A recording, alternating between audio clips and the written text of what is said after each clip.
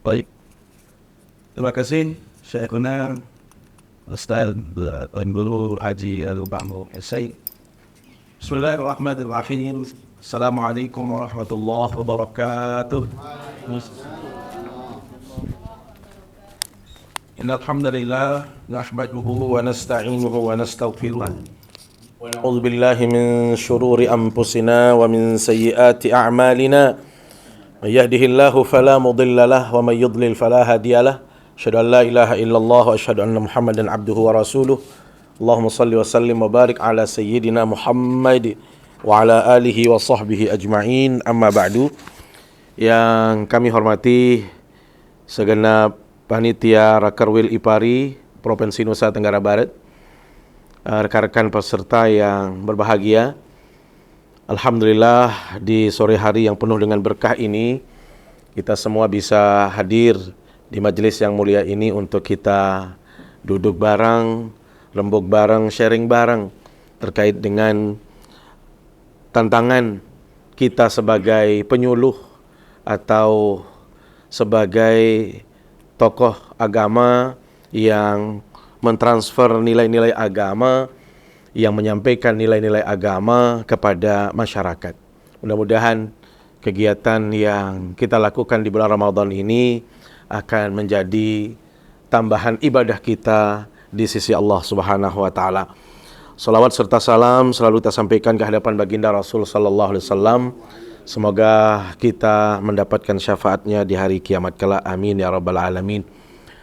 Rekan-rekan yang berbahagia, termasuk mungkin kalau ada dari rekan-rekan kami yang non-muslim, kami ucapkan selamat sore dan salam bahagia bagi kita semua. Mudah-mudahan kita semua tetap dalam lindungan Allah Subhanahu wa taala. Hadirin yang berbahagia, tentu pertama kali saya pribadi berterima kasih kepada para panitia yang sudah mengajak saya bergabung di majelis yang mulia ini. Tentu kalau kita berbicara penyuluh, ya, saya teringat sekali Al-Mukarram Tuan Guru Haji Satir. Al-Maghfurlah Tuan Guru Haji Satir. Jadi kalau beliau itu kan orangnya guyonan luar biasa, yang bisa membuat Tuan Guru Bajang senyum itu ya beliau. Jadi beliau katakan begini, saya ingin seperti Haji Zainuri. Dia bilang, apa Haji Zainuri kemana-mana dia mau nyampein ceramah apa tapi udah jelas dia ini gitu kan. Artinya dulu kan penyuluh beliau sebelum diangkat jadi penyuluh. Padahal waktu itu beliau jadi penyuluh daerah, tetapi beliau merasa belum nyaman. Nah, artinya apa? Beliau ingin melakukan tugas yang baik ini, tetapi dari satu sisi beliau juga tidak terlalu terbebani dengan kehidupan-kehidupan yang bersifat material gitu kan, karena sudah ada apresiasi dari pemerintah. Nah, ternyata alhamdulillah saat ini penyuluh juga berproses sehingga tidak ada lagi istilah dikotomi, oh ini ASN, ini sekarang daerah. Itu kan sekarang berproses, bahkan Kementerian Agama itu sudah menyiapkan mungkin aturan-aturan untuk bisa menyelamatkan penyuluh-penyuluh lama itu supaya mereka diakomodir ke dalam satu institusi, kalaupun tidak ASN ya, tetapi ada P3K. Maka saya pikir keinginan beliau itulah yang menjadi jawaban bahwasanya penyuluh itu sekarang menjadi profesi yang mohon maaf tanda kutip satu profesi diniyah ya. Kita ini profesi yang memang diperintahkan oleh agama, mohon maaf. Jadi bukan hanya sekedar tugas biasa, tetapi ini adalah tugas kita sebagai umat Islam. Kalau kita berbicara kegiatan penyuluhan atau dalam bahasa yang lain selalu kita katakan dakwah, itu adalah tugas yang melekat terhadap setiap individu umat Islam. Jadi bukan hanya tugas penyuluh sebenarnya, atau bukan komunitas tertentu, tetapi prinsipnya setiap kita ini berkewajiban untuk menyampaikan ajaran agama. Balighu anni walau ayah, itu adalah menjadi acuan kita bahwasanya setiap kita itu dituntut untuk menghadirkan atau menyampaikan pesan-pesan agama. Tetapi kalau kita bagi kegiatan penyuluhan itu, maka tentu ada penyuluhan yang bersifat umum dan ada yang bersifat khusus. Nah, kita ini termasuk yang mohon maaf sudah diberikan kategori khusus. Karena yang umum itu adalah semua orang bisa melakukan penyuluhan. Apapun tingkat keilmuannya, profesinya, selama dia memiliki kemampuan tentang sesuatu, maka itu sebenarnya dia sudah menjadi seorang dai atau penyuluh dalam arti yang umum. Sehingga dia tidak dituntut kompetensi tertentu, mau memiliki ilmu atau tidak, yang penting punya pemahaman sedikit tentang sesuatu. Kalau di Arab dulu, kita kaget. Seseorang itu disebut muallim. Ya muallim. Muallim tetapi dia kerja di restoran. Ya, muallim itu kerja di tukang besi, tukang bangunan, muallim panggilannya. Ya. Kenapa? Karena dia alim di bidang itu. Maka jangan kaget muallim itu, kalau kita kan guru. Kalau dia tidak, profesi apapun yang dia jalani itu dipanggil sebagai ya muallim. Beda halnya dengan dia mudarris, ya, kalau memang dia sudah ambil posisi sebagai guru, ya, kalau dia sudah pengacara muhami, ya, kalau dia hakim dan lain sebagainya, dai gitu. Ya. Nah, bagi kita penyuluh tentu kita ini mengambil jalan yang lebih spesifik. Khusus karena kita juga punya SK sebagai penyuluh, atau paling tidak kita sudah mendapatkan tugas dari kementerian sebagai penyuluh. Maka kita tidak akan panjang lebar berbicara tentang penyuluh, karena kita semua adalah penyuluh, tahu tugas dan fungsi kita masing-masing. Tetapi yang kita ingin sampaikan adalah bahwasanya tantangan penyuluh itu juga sangat berat, terutama sekali di era saat ini.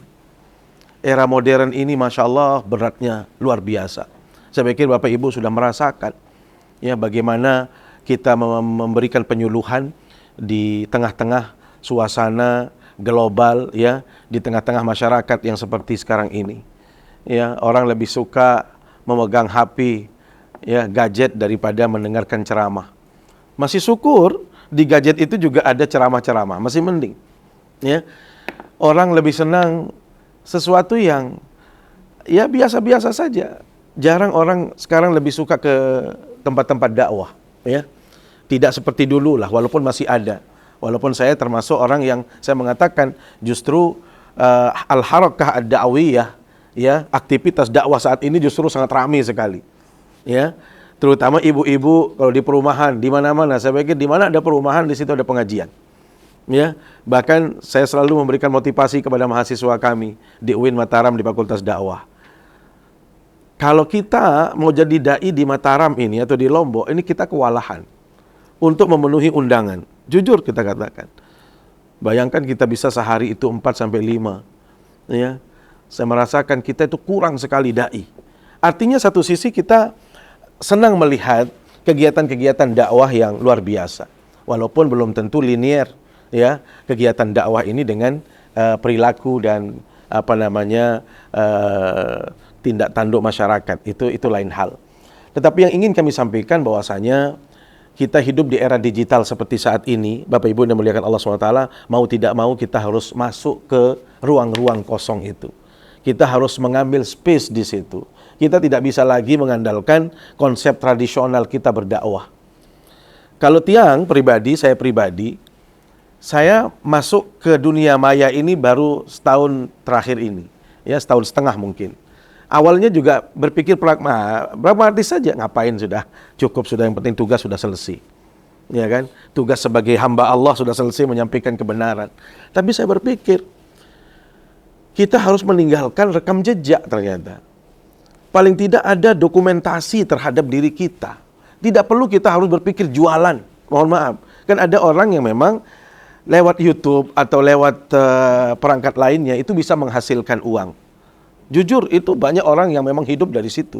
Tetapi jangan kita berpikir terlalu muluk-muluk seperti itu. Kita nanti akan dibayar oleh provider dan lain sebagainya. Tidak perlulah itu. Kalau saya simpel berpikirnya, besok begitu saya meninggal dunia, anak saya masih bisa melihat, oh babah saya dulu ada aktivitasnya. Ya, mami saya dulu aktif juga. Kira-kira itulah yang saya ingin tumbuhkan di hadapan diri dan keluarga supaya dia juga termotivasi untuk melakukan kegiatan-kegiatan yang sama. Sehingga simpel saja. Ternyata, Masya Allah, kalau mengutip pandangan seorang ahli komunikasi yang namanya Peter Soroki, Marshall McLuhan, kan kita berada di global village. Global village itu artinya tidak ada batas lagi. Tidak ada sekat di antara satu dengan yang lainnya. Kita sekarang ini bebas sekali untuk mengambil peran apapun. Sehingga seseorang itu bisa masuk dan bisa melihat kondisi orang itu cukup di dalam rumah saja. Kita sudah bisa memantau. Maka alhamdulillah, ya, tahadus bin ni'mah berarti saya punya andil dengan YouTube atau dengan TikTok atau dengan IG saya. Paling tidak ada orang yang belum tersentuh dengan kegiatan dakwah yang kita lakukan, teman-teman. Ternyata itu bisa tersentuh dengan melalui media itu. Nah, masalah nanti mereka dapat hidayah itu kan bukan tugas kita berikutnya. Yang penting kita ini dituntut saat ini jangan alergi dengan dunia maya. Bayangkan kalau penyuluh Kementerian Agama semuanya mengambil peran di situ. Saya pikir bagaimana bahagianya Pak Menteri, ya. Bagaimana beliau akan selalu menyebut di mana-mana. Ini loh, saya punya penyuluh-penyuluh yang hebat-hebat. Ya. Kadang-kadang kita baru siap kalau penyuluh teladan. Dan itu pun kalau ada setiap satu event itu ada penilaian terhadap penyuluh. Kalau nggak ada penilaian, kita tidak bergerak, kira-kira begitu. Padahal tugas penyuluhan ini, mohon maaf teman-teman, mungkin kita yang paling beruntung, jujur.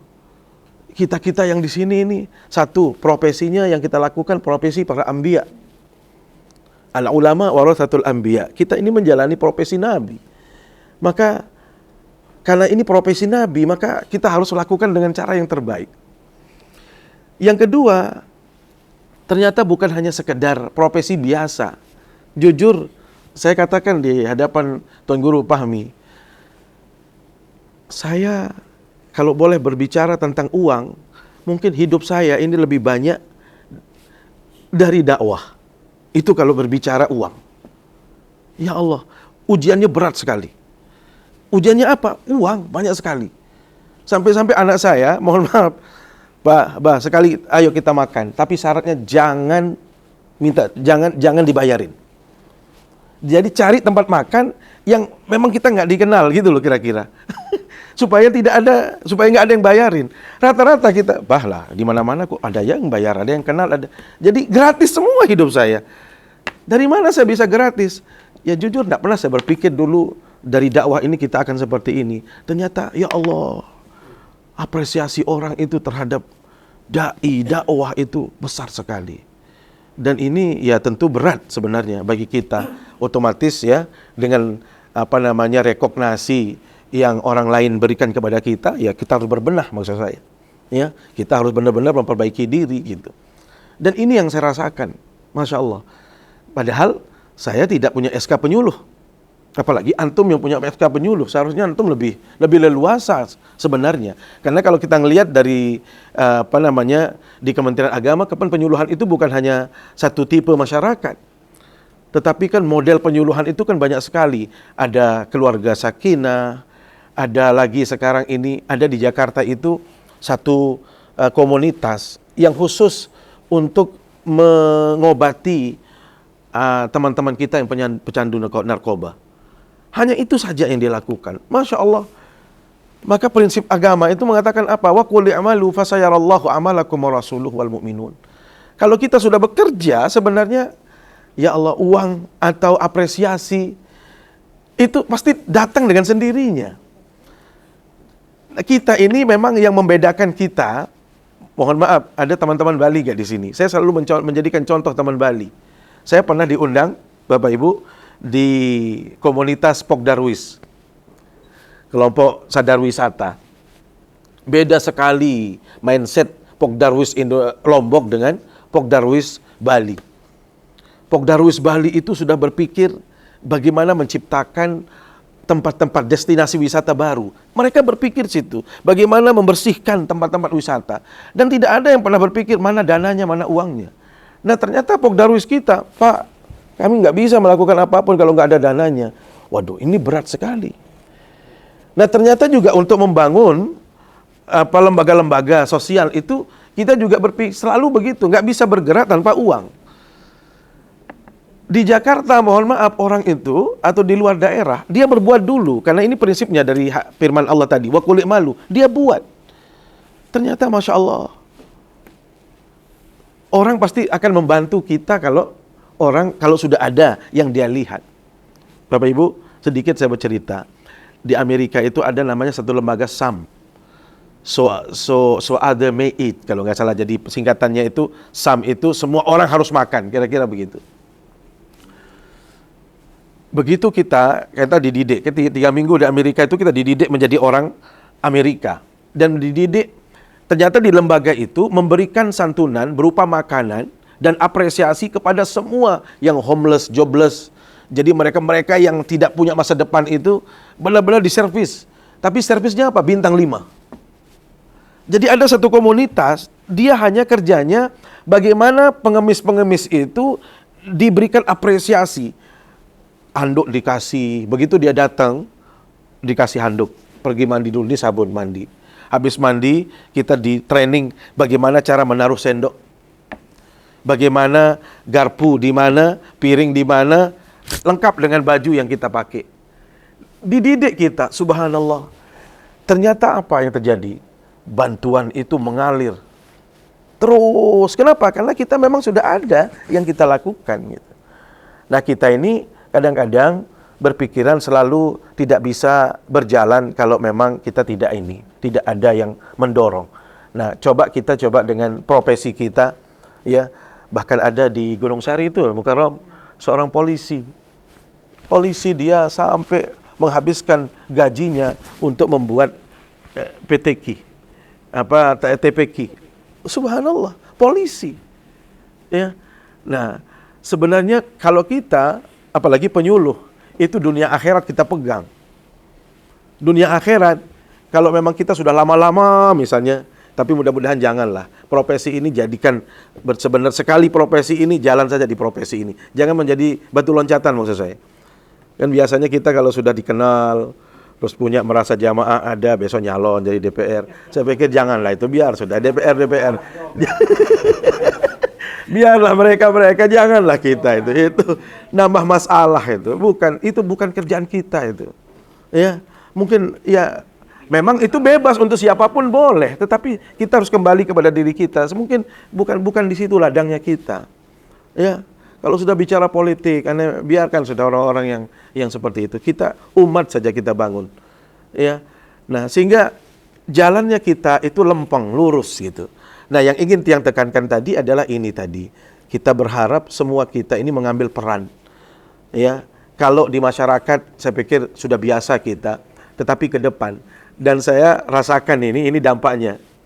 Banyak yang masuk di komen-komen itu justru yang terjadi kemudian apa? Mereka mengundang untuk ceramah. Bukannya komen ceramah tapi dia mengundang, dan itu tidak sedikit. Ya, kita jujur kewalahan untuk memenuhi undangan-undangan dari undangan-undangan yang elektronik tadi. Nah, ini maksud kita. Jadi ruang ini sangat terbuka sekali. Dan kita harus berpikir, bukan lagi untuk berbicara bisnis, tetapi ini adalah tugas sebagai pribadi muslim. Kita harus menyampaikan ajaran agama ini kepada siapapun, ya, tanpa harus ada sekat waktu dan jarak yang bisa kita dapatkan, tetapi semua orang bisa menjangkau kita. Dan insya Allah, apa yang disampaikan oleh Allah tadi, wa qul i'malu fa sayarallahu amalakum wa rasuluhu wal mu'minun, pasti kita rasakan nikmatnya, ya? Dan kita merasa nyaman, tenang.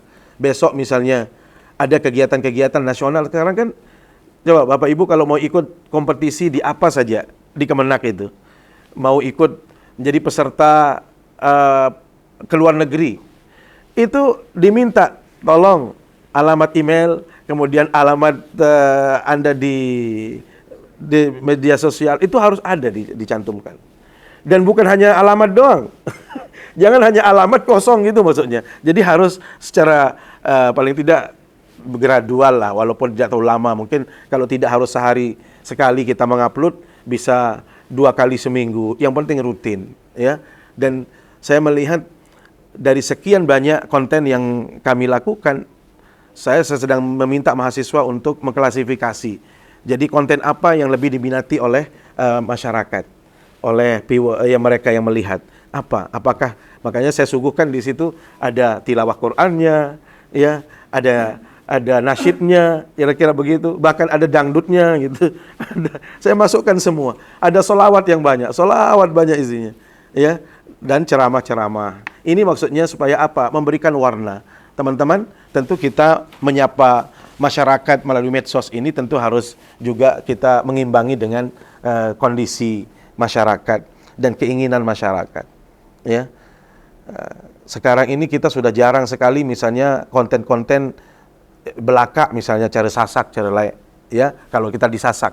Mungkin Samawa juga demikian dengan bahasa-bahasa Samawanya, ada petuah-petuah yang mungkin lewat senandung-senandung, ya, atau misalnya kalau kita itu nembang juga. Itu menarik. Satu sisi kita merawat tradisi, ya, ada nilai-nilai tradisi yang kita rawat, tetapi satu sisi juga kita bisa menyampaikan pesan-pesan moral melalui itu. Maka mudah-mudahan kita tidak akan banyak bicara karena kita semua orang-orang penyuluh. Kita ingin semua kita ini ambil bagian di dunia maya, ya, supaya semarak dakwah ini benar-benar terasa, ya. Kalau ini sudah kita lakukan, satu tugas kita sebagai seorang muslim sudah kita lakukan, tidak ada pertanggungjawaban kelak di hadapan Allah. Itu yang penting, ya. Karena bagaimanapun tugas menjadi penyuluh, dai dan lain sebagainya ini ada pertanggungjawabannya di hadapan Allah SWT. Saya pikir demikian Al-Mukarram Syekh Fahmi, ya, kita tidak panjang-panjang karena kita juga jangan alasan puasa, antum kan mau istirahat sih. Saya pikir demikian, terima kasih teman-teman. Ya, mohon maaf bila ada hal yang kurang berkenan. Aku qouli hadza wa astaghfirullah. Wassalamualaikum warahmatullahi wabarakatuh.